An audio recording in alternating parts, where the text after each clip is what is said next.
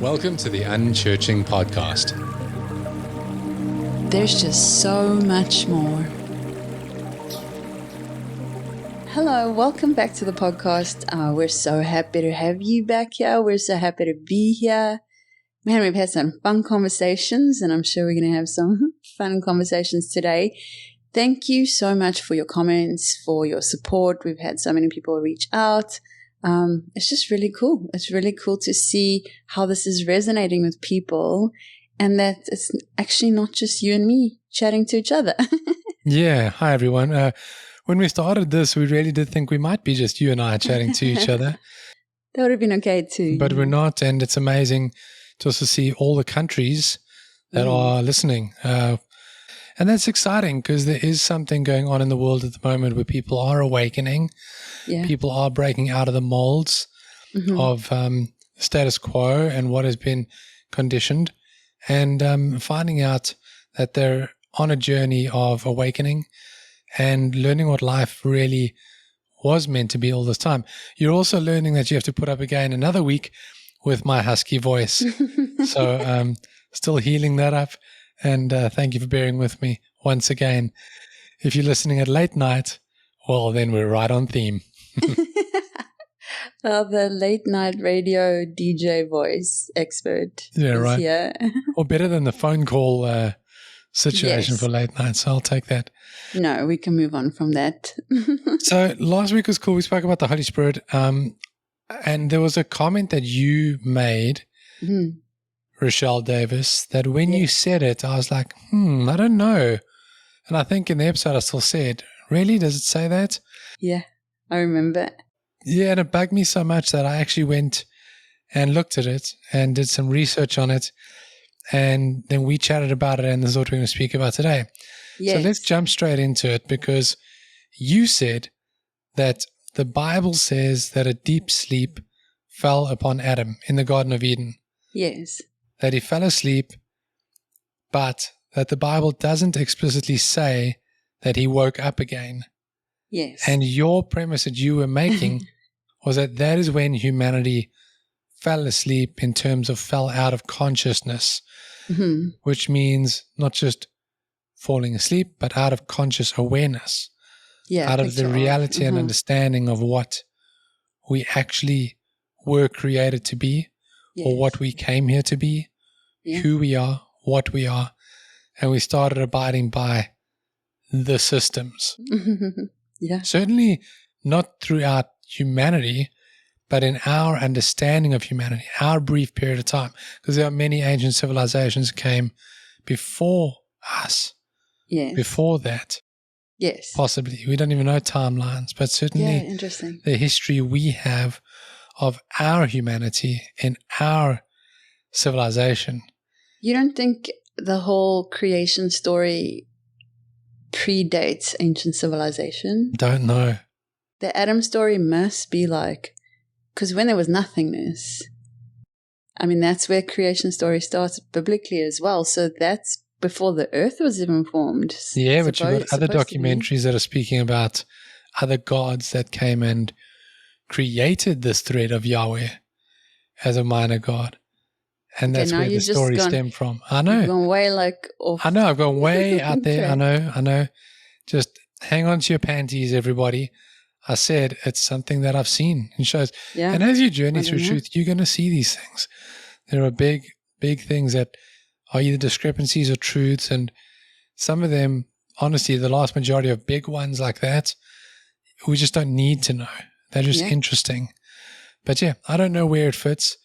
But for the sake of this, let's look at it as our form of humanity, because that's the humanity we can affect. Yeah. And that's where we live in our day-to-day. So that's what really matters. But you made this statement. Okay, well, I'll back it up. And I went and looked at it. So do your best. Well, so if you look at like where it does come from, and for the theologian in the room, I'll read from the King James Version. Ooh. Because that's the real fancy one. Oh, I used to be so snobbish about that. You were really, actually. Yeah. Anyway, in Genesis, it says, "And the Lord God caused a deep sleep to fall upon Adam, and he slept. And he took one of his ribs and closed up the flesh instead thereof, and the rib which the Lord God had taken from man made he a woman and brought her unto the man. That's it. Yeah. And then the next thing that happens is, and Adam said, this is now my bone of my bones and flesh of my flesh. So there's no implicit statement there that Adam woke up. It was probably implied because... Well, no explicit statement that he woke up. Sorry, explicit, yeah. It is implied that he woke up and then spoke. By him speaking, I guess. Yeah, Yes. the question is, what waking up are we talking about? Because if it's only physical waking up in his body, well, we all do that every day. But it doesn't take long for you to go outside and deal with your first fellow human being to realize that there are unconscious people out there that are awake but are not really here. They're not really on level of humanity. They don't really understand what this life is about. They're going through the motions. So, yeah, the passage says that he fell asleep into a deep sleep. Describes that God had an action during this thing, removing a rib and forming a woman. And this is, who knows if this is metaphorical or physical. But then it says that immediately he brought the woman to man. Yeah. And you're right. There is nothing that says Adam woke up. Now, as a theologian, we would argue in the Bible you don't need that. Yeah. There's a lot that's implied, and even in of course. Normal texts, you don't really have to have everything explicit until you come to a thought pattern that this could be the loss of conscious awareness for humanity. Yeah, so, I mean, if you think about how metaphorical Jesus was, right? And then if you think about your understanding that we live in a world that's connected to a deeper intelligence of consciousness, and then when you understand that consciousness speaks in pictures, the way consciousness creates these pictures is through metaphor. And so if Jesus spoke in metaphor and the ancient, all the ancients from like the Old Testament times, they all spoke in metaphor, why would this not be written in a metaphorical sense that the sleeping and not awakening of Adam isn't a metaphor for something else? Right. And there's already this sort of line of thought in religion, in Christianity. You'll hear preachers say, oh, well, Adam wasn't a single man and Eve wasn't a single woman. They represented people groups. They represented. So there's already things that are not explicit in the Bible that in religion is taken as liberty. So my question to you is, if we're going to extend that thought, or let's extend it beyond the paradigm of that particular religion as well, if we're discovering such a deep truth, we must also consider what is said by these other spaces, like the mystics, like the contemplatives, or the depths of psychologists that have explored this sort of topic, and look at what other frameworks could be. Because if we can find truth that impacts our life now in a profound way through that practice, then certainly that's a good thing. Yes, always. And the reason why we're taking one topic that seems so, like, how long can we possibly talk about Adam not waking up, right? This is what it seems like. But when you understand that the point of this topic is actually to point to the bigger meaning of it, that's what we do here. There's just so much more, right? That it's actually more about awakening than it is about why did Adam not wake up. Exactly right. And so this topic of awakening, we could speak about this every week because it's so expansive and there's so much to learn in it. And this is kind of just one of those times we're taking something very interesting and probably a little controversial and using it to point towards awakening, because this is the point of this journey. This is why our souls come to planet Earth, to awaken and to awaken those among us so that we can function at the level of our highest selves as oneness, and then again will we return back to source. It's just, it's that beautiful and that simple. Right. We don't know the absolutes. We're discovering. So when we look at deep sleep, for example, as a symbol, right, and we see that Adam slept, in the mystical or the metaphorical interpretation, it is seen as humanity entering that state of unawareness or forgetfulness of its source, where it came from, what we were here for, what we came here for. And that deep sleep then becomes this metaphor of separation of consciousness, our separation of the awareness of who we are and what we are, the illusion that we're actually cut off from God or source or oneness. That's crazy. Essentially, it's as your ego starts to take control instead of your spiritual soul understanding of who you are. Yeah, we spoke about that a little bit last week, which was crazy because that makes so much sense. Yeah, and that's different to what the scriptural sense is when you have like first look at it and you start making your gymnastics and you go, oh, well, no, this and no, that. And well, actually, throughout scripture, awakening language appears. It appears later. Ephesians 5:14 says, awake, sleeper, and arise from the dead. No way. And Christ will shine on you. Dude, Christ what? as in Christ's spirit, as in Christ consciousness. Consciousness will shine on you. Okay, well, that's ridiculous. If you awaken. That's nuts, dude. That's awesome. I mean, that's like when you read the Bible and you're like, well, I've read this scripture so many times. True. But I never saw it through this awakened lens. And now all of a sudden it makes sense. All of a sudden there's truth in it. Where before it felt like performance. Yeah. That feels so, like that hit really well. Like that really felt really good.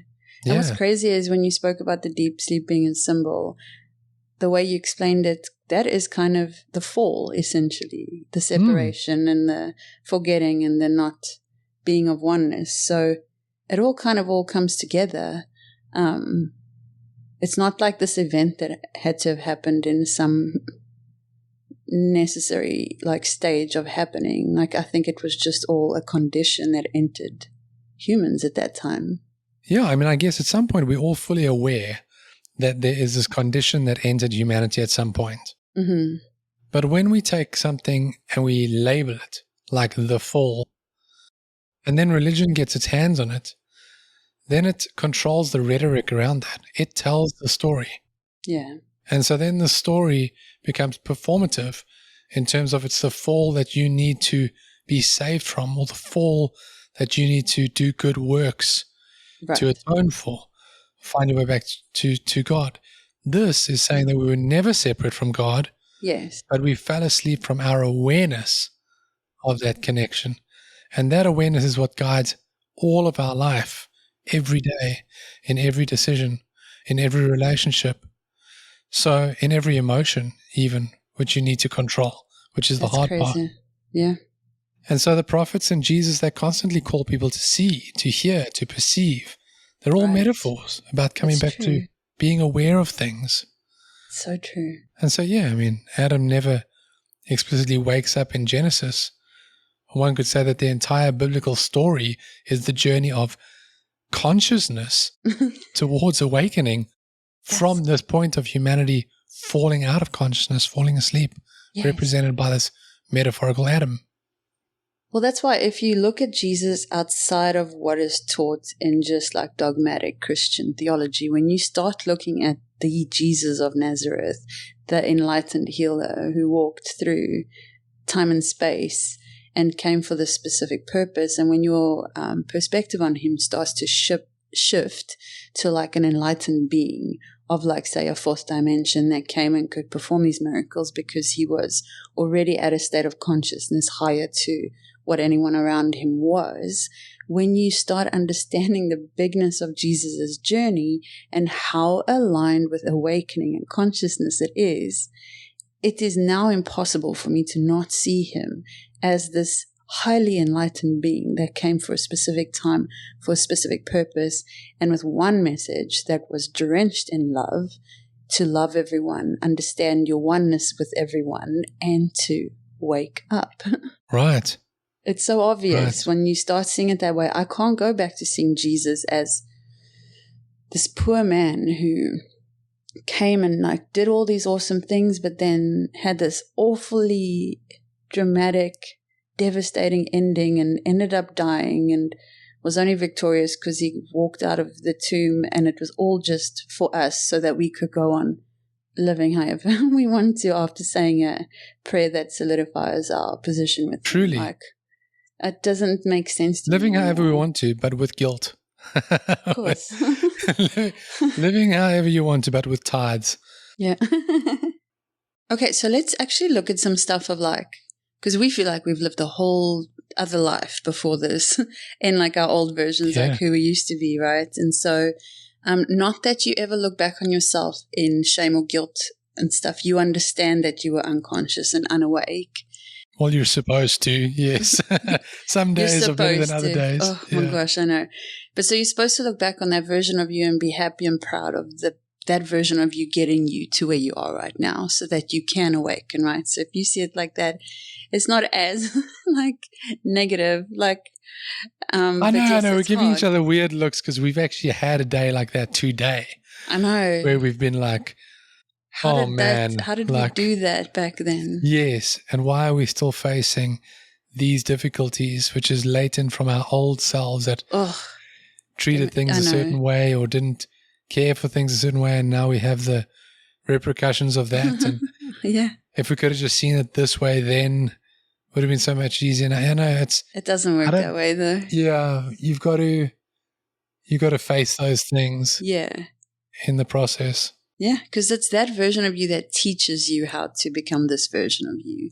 You can't have this version of you without that version of you. And so it's all necessary and it's all okay. It's going to be okay. So these are some of the things, and it's cool to be aware of. Like sometimes I feel like people are aware of a lot of the things that they're doing unconsciously, but when you're aware of like, oh, that's unconscious behavior, why am I doing those things? It is actually going to move you quicker into this awakening process when you start becoming aware of what you are acting out in an unconscious way. The first marker, and obviously the biggest one, is identification with the ego. So that's believing the voice in your head and believing that that voice is you. And so it's the voice that keeps you small. It's the voice that pumps you up, that you're better than other people, that your movement has some kind of one up on other people. It's kind of, it's just that voice in your head that is not the fully loved up true version of who you are, that is seeing everything without judgment, not being moved a certain way, and truly viewing everyone around you as connected and loving every part of creation. So, yeah. Yeah, I love what you said there. It's the part that also keeps you small. It's not just like some narcissistic ego. No. That's a different word. That's how it's been used. But I think most people, ego keeps us small. My ego kept me small. Same. It may have seemed bold on the outside as I put out the peacock feathers and showed, yes, I'm confident. But in reality, inside, I was seeking self-worth. Yeah, 100%. I felt very small in my mind. What was in my head, my ego, was telling me I was small. And then, to boot, the world is telling me that too. But my safe place where I go to church is also perpetuating that. Yeah. It's also telling me that I'm not worthy. True. And that I need to rely on an external God to somehow, hopefully one day, make me worthy. It's not what God intended when He created us. We fell out of that understanding. Yeah. I know. It's, it's a very complex, the ego is a complex thing. Yeah. It's a big topic on its own. But yeah, identification is the key. Yes. You identify with your ego. Your ego leads your behavior, basically. Leads what you believe about yourself, about the world, about others when you're unconscious. Yeah. And so like autopilot living, that's also a marker of unconsciousness, just like running on habits, routines, social conditioning. And it's not those things, it's running on those things without awareness, right? So you can have a routine and have habits and stuff, but when you're not aware that you are running that way, it takes over and it runs your life, and you believe that you are stuck and that you have no other option of where to go or get out of it, and it doesn't leave space for you to explore and be curious and expand and or be step present outside the boxes or be present. That's true. Yeah. You're actually not being present at all. You're just running on the hamster wheel. Mm-hmm. Yeah. And with that comes the separation illusion, which is another unconscious marker. Like feeling disconnected from, you can feel disconnected from God, from source, from others. And this is a big one, even from your own true self. Right. The separation illusion, I think it's a thing we struggle with so much in this day and age because of social media and the fact that we're not truly connecting, right? And so you feel like you're on your own. A lot of people feel lonely, and that leads to depression and all those things. Your ego tells you that you are alone and you are depressed and you're sick and all these things. Separation is an illusion because you're not separate from the source of all things, and not one of us is separate on this planet. We're all tethered together through the source of all things, and no one is alone. We're in this together. And man, when humanity can recognize that, as a collective, I mean, that's when the second coming happens. I mean, for me, yeah, and that's not as in Jesus comes down, by the way. That's a whole nother topic. But yeah, for me, even though I, as a Christian, believed I was connected to God, the thing that was so amazing for me when I started awakening was that I started feeling more connected to myself. 100%. I wasn't foregoing myself as something wasting away. I started to connect to myself, understanding, I have value. I have a place to play in this, and I was created with that. And that separation, I guess, go hand in hand. That is awakening. Self-awareness is a big part of that. And so that's amazing. One that was huge for me as well was external validation. Man, I lived that most of my life, like defining my self-worth through success, approval, appearance, status, all those kinds of things. I mean, that is the consumerism mentality, is external validation. Oh, you're right. That's what it feeds on. Yeah, it feeds sell you on this, sell you that. If you don't have this, you're not better, to look better. Yeah, if you don't have this body type, or if you're not that, that's true. That's true. It's insane. And so, success. Really. What is success even? Right. Like, seriously. What is status even? Like, right. It's crazy. Yeah. These are just constructs. Such constructs, and such a waste of time. Honestly, such a waste of time. And so another thing is like reactive patterns, and this is a big one because the ego is always reactive. The ego likes to go into combat. So when you live triggered, when you live angry, when you live in fear, judgment, instead of being present and not allowing, the beginning of this whole journey, the thing that stuck in my mind was this pendulum. Like if I had a center point that was a pendulum and something tried to move that pendulum either towards fear or trigger it into anger or judgment, I'd always say to myself, no, center your pendulum, like center yourself. And I'd always picture the pendulum coming back to center.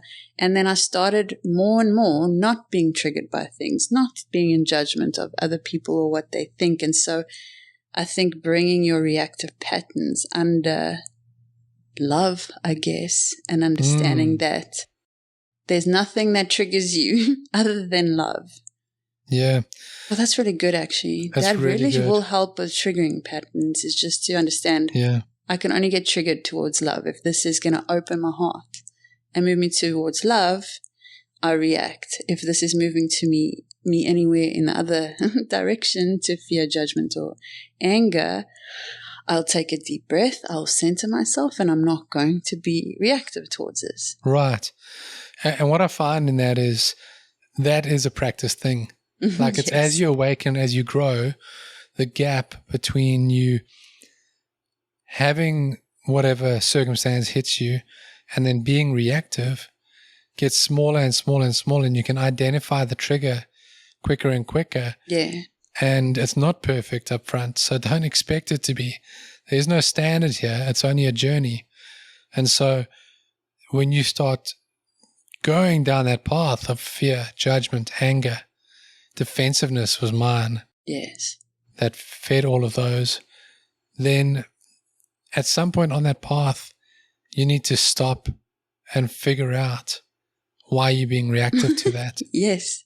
And you'll find that nearer and nearer the beginning of the path, you'll be able to reach that point, to the point where you are finally living in a place where you're free of the trigger and it can bounce off you. Yes, well, this is exactly what they actually refer to as like shadow work. So that if you didn't have the triggers, you would not know, you would not be able to face yourself and figure out why you're reacting that way. Because a lot of triggers stem back to like childhood or things that happen that you might not even be aware of, right? That's where they stem back to. But if you don't have them, you're not revisiting like the deep-seated trauma that actually needs to be faced and do the inner work. And so shadow work is real, and it's not supposed to be seeing those parts of yourself as like dark or ugly or evil. Seeing those parts of yourself as like actually helping you remember who you're supposed to be. And so it's a beautiful, wonderful mess. It's actually amazing that you say that, because, I mean, I was, for all intents and purposes, raised by a single mom. Single in the sense of connection and activation and engagement. But I had a stepfather who was abusive physically and emotionally. And I always remember looking at him and going, what I'm learning from him is what not to be. Wow. Wow. You were aware of that? Yeah, I always thought that. Sure. I thought, I know how not to be a father. Wow. And that's real. And I think a lot of people do that, and a lot of people learn that way as well from the negative. But now looking at my ego and looking at reactive patterns, I can look back at myself then and go, oh, I learned from that now in hindsight how not to be. Right, yes. I learned that when I react that way, something's off. Yeah. And I can address that now in my awakened maturity and go, oh, that's the way I'm not meant to be. That doesn't feel like me anymore. Yeah, it's amazing. Yeah, that's cool. Another one that's really interesting, and there's actually, you can actually go very big on this topic, but we won't, but is time-bound identity. So, okay, there's two things here. One is like living mostly in like past regrets or future anxieties. So that's not living in the present moment. And so that obviously present moment awareness, we've spoken about this, is the foundation to the awakening journey. Being present, being able to be in the moment and understand that any suffering that is within you is created by the stories in your mind, which will either tend to be about the past or about the future. If you ever had to address yourself right now in the present, you'd probably find a lot of peace, and that there's not a lot that you have to like work around. The other thing that I found really interesting about, like, I know it's time-bound identity. I read this today. It was actually like time and eternity cannot coexist, right? Because time is not within eternity. And so if you can start living from timeless reality, you will start bringing eternity into your life. That is so huge, because it's really something that I've struggled with, especially having a startup for almost 5 years. You hit, I mean, a startup, you're working all the time anyway, but you hit Monday, and most people have this in their job, I think. You hit Monday, and all of a sudden there's all this pressure. Yeah. It's like you're back on the clock, time bound. I have to get this done this week. I have to get, this. And then I have it every day. Did I get enough accomplished today? Oh, I have to get this done. Time. Man, I'm still trying to work through this. It is so hard to overcome that. Yeah. To just be free in an awakened state where you realize the universe has your back. Yeah. And what you need is coming to you. Yeah. In its perfect time. Yeah. And I bet if you started looking across your life in the past, I can, even over the failure of everything we did with the startup, failure in a sense, learning, however you want to see it, but failure compared to what we set out to do, I can see now the learnings from it. And one of those learnings is how I sacrificed my body, my connection with others, my presence with myself and with others in this time-bound identity. I let time rule me. Yeah. in all facets of my life. And it was always detrimental and never brought me what I needed. Everything I needed still came in its own time. Yeah. and I had no control over that. Exactly. And you do what you know what to do and how to work in, like, because you still have to have a job. You can't sit outside of like time and be like, oh, I'm not going to like live in this world, because it's not going to work very well that way. But when you live in a place where you can actually draw from moments that are timeless to you, I don't know, watching a sunset with a loved one, like it's in those moments like where the world stops moving and you go like, this moment is timeless, because it's not bound in time, but it is memory that will sit within your soul for eternity. Well, you're being present. Yeah, it is presence. You're stepping outside of time. Mm-hmm. The reality of timelessness and presence is simply that. Yeah. I'm going to steal it because I know you were about to say it. Yes, I was. The past doesn't exist anymore. Yeah. The future isn't real yet. Yeah. The only real moment you have to live in is right now. Yeah. Right now. Yes. So when you're worried about a future bill and you can remember you're sitting right now in this point with everything you need. Yeah. A roof over your head, food in the refrigerator, whatever it is for your situation on your journey, that is the only real reality. Yeah. And then your identity is not linked to time. Right. Because you are just being. And that's what makes it so hard to balance, because there are realities to life. I know. That are time-bound on the system. But I think the idea is not having your ego, your identity, your persona, your every action driven by that structure. Yeah, I agree. I'll do it now sometimes. Like I'll be like my sister wants to FaceTime, but I really have to like send these emails. But my sister lives in another country and I hardly get to speak to her. That for me is a timeless moment because it's connection to something that's important to me. So which one am I going to choose? Like, yeah, so good. So good. And then, I mean, you look at past regrets and... Yeah, exactly. I mean, if you can, that's just a framing. Yeah. Regrets, I wanted to not live with regrets, but regrets are just a framing. You'll hear successful people, quote unquote, successful people, because we don't know who's successful and who isn't. The exterior doesn't tell us that. True. But you'll hear these people be able to speak about their past regrets as learnings. Yeah. Not failures. Yeah. And we can regret how we treated somebody or something we did. But when we look from an awakened state back, we realize we were acting out of an unawakened, unconscious, ego-driven self. Yeah. Then you can find grace for yourself and grace for that journey. Yeah. Just don't keep being like that, dumbass. Grow up. Yeah. It's true. So true. And then the last one I have here, which is... Note to self, by the way. which is an obvious one, is collective trance, like taking cultural norms, media narratives, and like authority voices as unquestioned reality, which for me stems into any system, political, religious, based as well.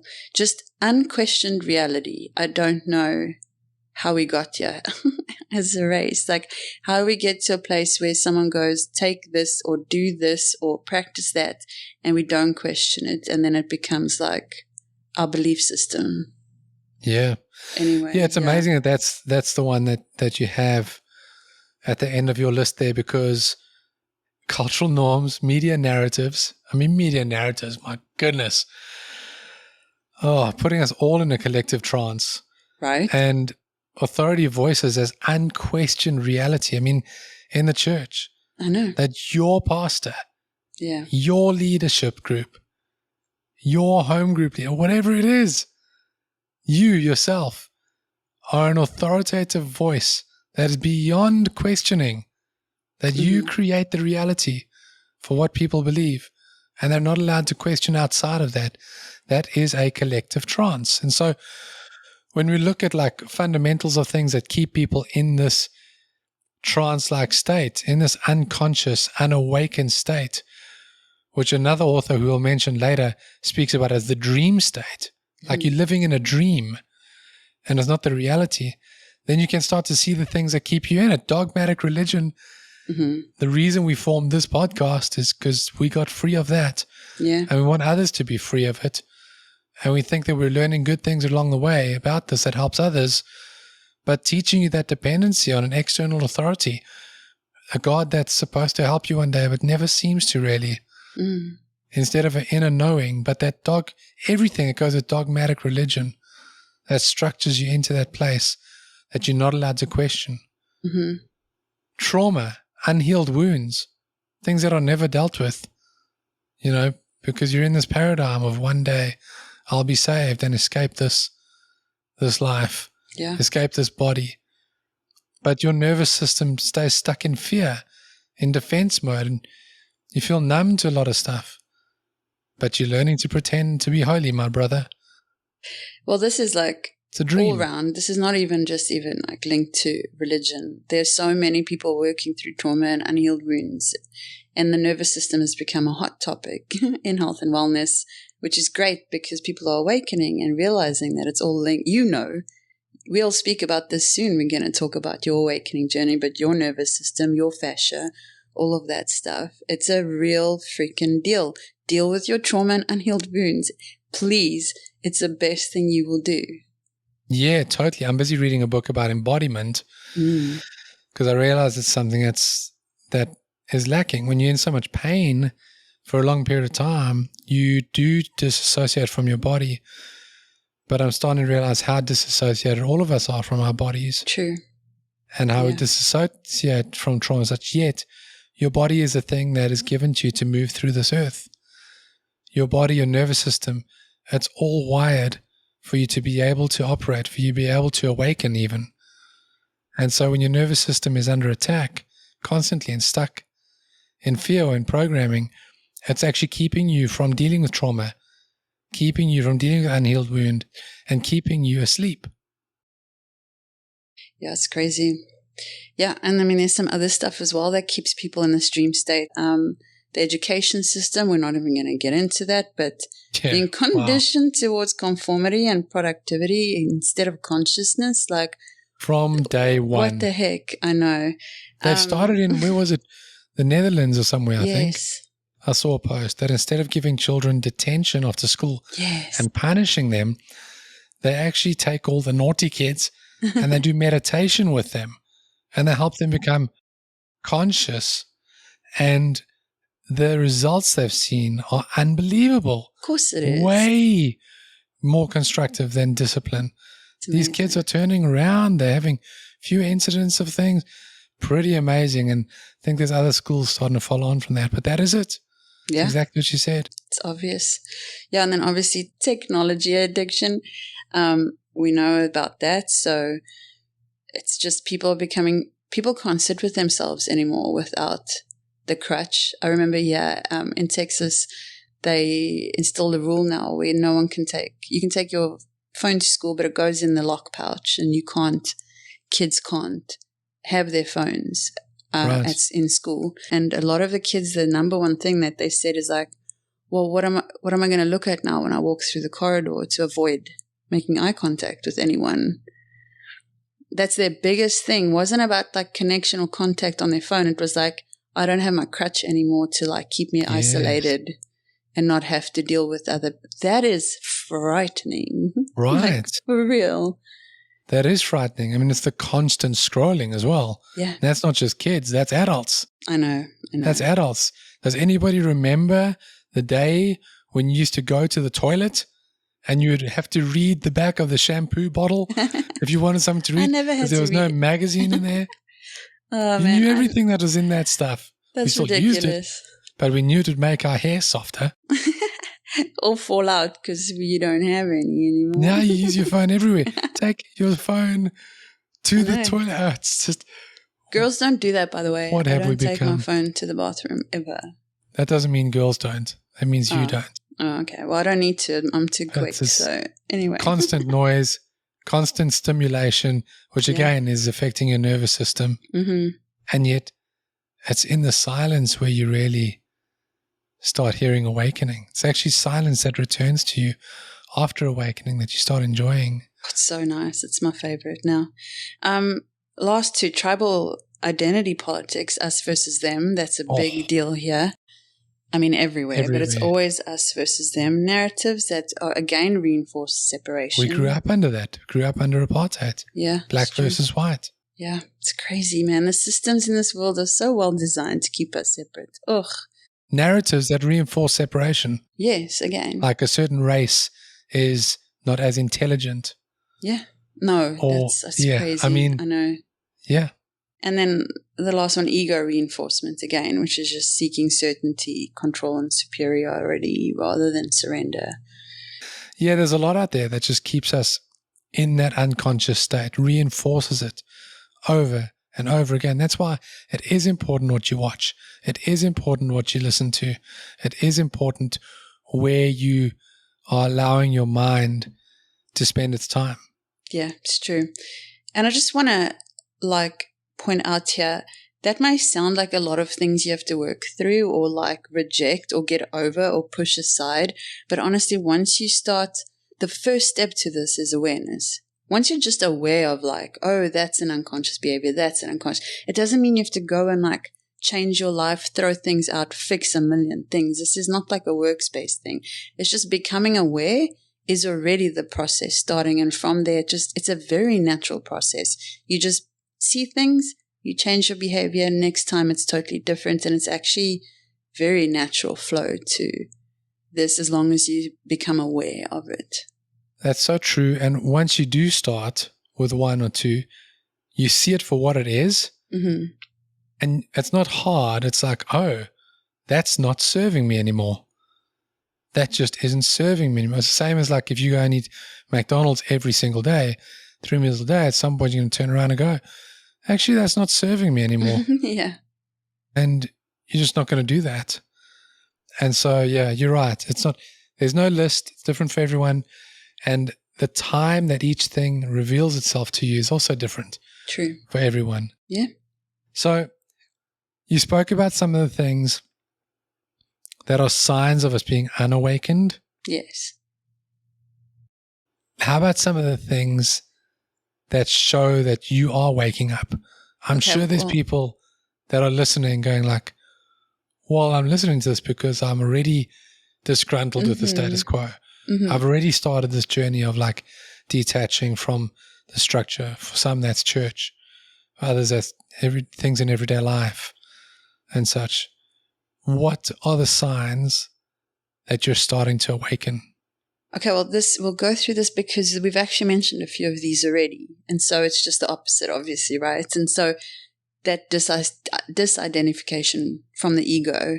So when you start realizing that you're not your thoughts and you have these thoughts and you're oh, wait, that's not me, that's my ego, that's when you have the awareness behind it. So that's one we've spoken about. Presence, we've spoken about. Living in the present moment, we just spoke about it. Inner stillness, when you start finding that peace in silence and meditation and actually loving it, great sign that you're awakening. Expanded compassion. This is one that for me was definitely a thread through my awakening journey, was learning and really feeling compassion because you're so connected to others' experiences. So if you're crying more, feeling more sad about people's situations in the world around you, yeah, that's your compassion expanding, and it's actually a really good sign. And try not to let that lead to depression. No. Often when you start seeing these things, yeah, and even your own life, and you start thinking, whoa, have I wasted my life? I was living under ego all that time? Yeah, it's true. What's the point of this? Depression is a label. It's a construct. So don't go from one construct that kept you in bondage to another. You can feel empathy and compassion without having to carry the burden. Yeah, 100%. Where you observe people's situation in compassion as well as how you observe thoughts from a little bit of a distance. You can feel compassion, but you don't, carry it as a burden, how you said. That's amazing. So when your perception becomes clearer, so you see through those cultural narratives, you see the dogma and conditioned patterns that you come from. When you start seeing that and you can't unsee it, you're awakening. again, we spoke about the shadow, like meeting old wounds with awareness and healing instead of repression. So when those traumas and triggers pop up, we spoke about this. Integrate it. Work through them. Authenticity, this was a big one for me as well, when I just truly wanted to be me unapologetically, even if people liked it or not.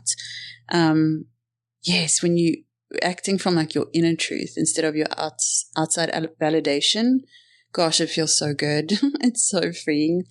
So if you feel more authentic, that's a good sign. Resilience. Reacting less, responding more. That was, I think it's one of the first things I spoke about it. I did this like little IG clip to like my 5 friends, and I was like, guys, we need to respond more. We need to stop reacting to each other. We need less threatening. We need more spaciousness. Baby steps. That's how it starts, right? It is how it starts. One little moment of realization at a time. Yeah. I was like, dude, I've been reacting this whole way instead of taking a breath and responding. How crazy. And that's a good sign. It's really cool. Noticing beauty and meaning in everyday life. Oh, it's massive. Connecting back to nature. Yeah. Connecting back to nature is huge. I cannot go a day without going to walk in the green belt here and connect to like the trees and nature. Every morning I have to start my day like that now, or else I feel so disconnected. I just want to add something to that. It's probably because I'm listening to this embodiment book, but I agree about nature. It's a very good tool. But you should also recognize that we take for granted the sacred ordinariness of our own bodies, of our own value, of our own speciality. The way that I've seen my body work so hard through this time of physical awakening and suffering has been unbelievable to see a body work that way. We are walking around in these earth suits that are incredibly detailed and intricate. Yeah. There's nothing ordinary about them. That's true. And so you can notice the beauty and the meaning in your own body in everyday life. I love that. That's a friend said to me once, like, he was going out to hike and he said, I'm going to celebrate the gift of movement. That's how he put it. Yeah. And it stuck with me. I'm like, yes, absolutely. It's not ordinary to walk, to run, to hike. It is a gift of movement in a body that you get to use on this planet, in this realm. Yeah. It's quite extraordinary. You're right. Oh, that's beautiful. I really love that. Yeah, and then the last one is unity consciousness. You know, just having those glimpses that everything is interconnected. Yourself, creation, the source of all things, that everything, this oneness becomes very apparent to you. And unity becomes a drive for you. You want to be united, and what tends to start happening is you start finding your people that way. Once you understand that communion and that connection to others is inevitable because we are all connected, you actually start looking at people differently, and your connections and your friends and your soul family will find you when you recognize that you're all connected. Yeah, you see, the tough thing is this: when you start going through awakening, you start feeling very lonely and very alone. These are just labels, but you do because there are a lot of people around you that can't understand you anymore. You're waking up to things that others are not waking up to, and that's okay. You need to extend grace as well, that everybody wakes up at their own time when they're ready. Can't be forced. Can't be preached, really. Yeah. Can't be taught. Everybody wakes up when it's their time to wake up. Some never will. But the fact that you're waking up and seeing all of this conditioning structures and systems that make absolutely no sense anymore, it can make you feel very lonely. But the unity of consciousness that you come to, if you can just press through that loneliness label, is that you're actually more supported. You're actually more connected than you ever have been before, because you understand the universe, source, God, self, others, creation, being interconnected must survive as one, and therefore is supporting your survival as well. It's amazing.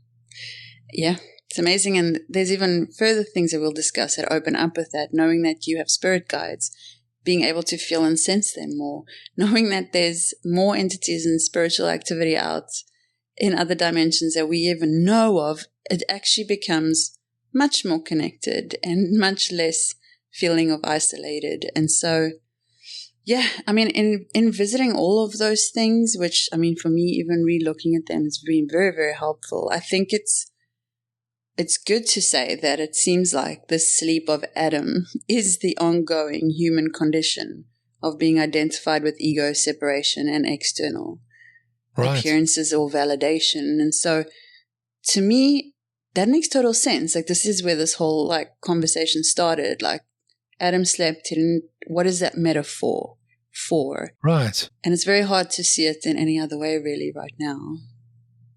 It is hard, and it's not a made-up thing, and it's not a new thing either. It's actually quite ancient. And even teachers of awakening, Christian mystics, if we go back before Christianity being such a structured, westernized thing, the Christian mystics, the Sufis, the Buddhists, a lot of modern non-dual voices actually pointed out that fall of humanity was not about mortality, but it was about forgetting who we are. Yeah. It's the forgetfulness, the slip into that lack of conscious awareness. Yeah. And so the spiritual practice of awakening, which comes to us as this beautiful journey, is the return from that sleep. It's waking up from that sleep. It's waking up to consciousness.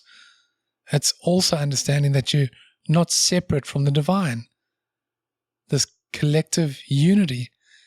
So, yeah, it's a beautiful thing. I read a book recently that I just finished, and I'm reading. I don't know, you get hungry and you just want to keep going. And books keep revealing themselves to you for your journey. And I read a book, as in I listened to it on Audible, and I highly recommend it. I think it's definitely my top 3 now, but a book called The End of Your World. Unbelievable book. And he speaks about this dream state metaphor. We've spoken about like you being asleep.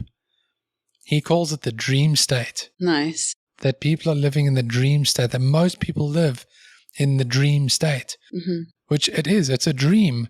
Being ego-based, being unconscious, going with the systems.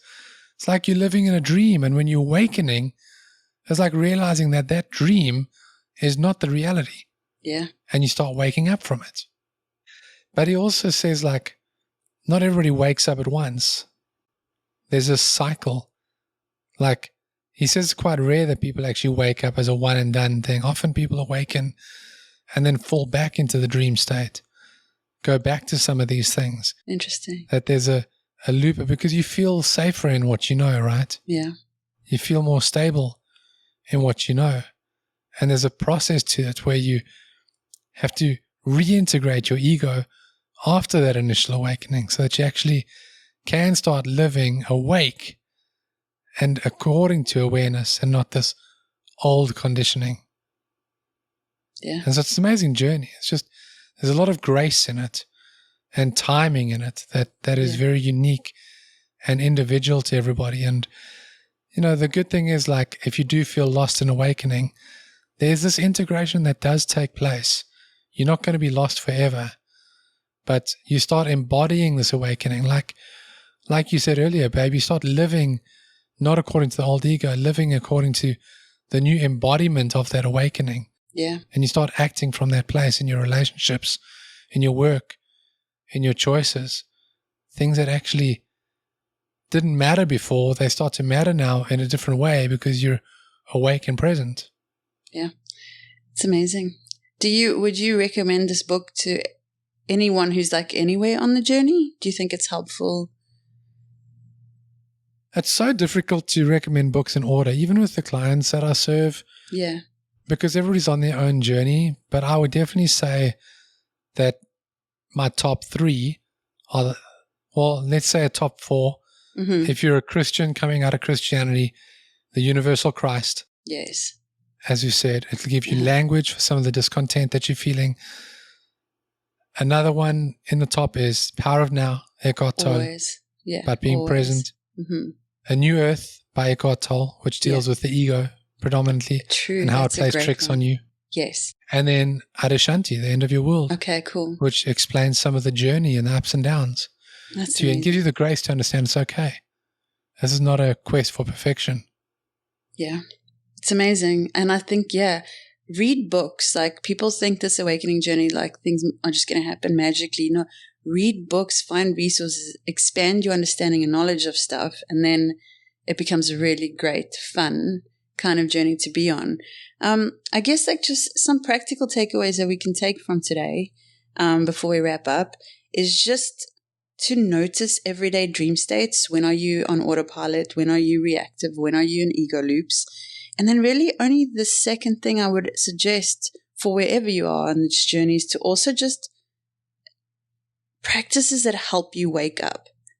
Like Justin spoke about some of the stuff. If you want to go back and listen to our interview with Justin Lovato, he spoke about a lot of tools of remembrance, like meditation, like practicing these things that help me, breath work, all those things. Those would be my only two like practical takeaways from today, because it really is that simple. And then, I guess if we had to just reframe what the Genesis story could possibly be in an expanded view, I think it's not just about sin and morality at the end of the day. I think it may actually be humanity's first descent into unconsciousness and the beginning of the long journey towards awakening. That's what I believe now, and I truly think it could be that. If you think about your life, what life was like before awakening and what it's like now after. It's night and day. Before awakening, I was stressed, I was anxious, I was depressed, I was fighting my thoughts each and every day. I felt unworthy, undeserving, and absolutely lost in who I was and what my purpose was on this planet. And after awakening, you still have days and moments when you have to face a few of those shadow moments in you, but they're always there to teach you. But I've never been more centered, more purpose-driven, more in my power and understanding of who I am, and more excited to be on this planet for this time and see the collective awakening happening around me. Thanks for listening. We hope you enjoyed this episode. If you found it valuable, please share it with someone who might need it too. Remember, if you have left church or feeling you need someone to process some of these thoughts with, you can book a 15-minute discovery call on our website. You can also discover more of our mentorship programs and how I can help you through the void, bridging from what was to what is. Visit unchurchingpodcast.com and follow us on Instagram at Unchurching Podcast. Till next time. Cheers. Ciao. Goodbye.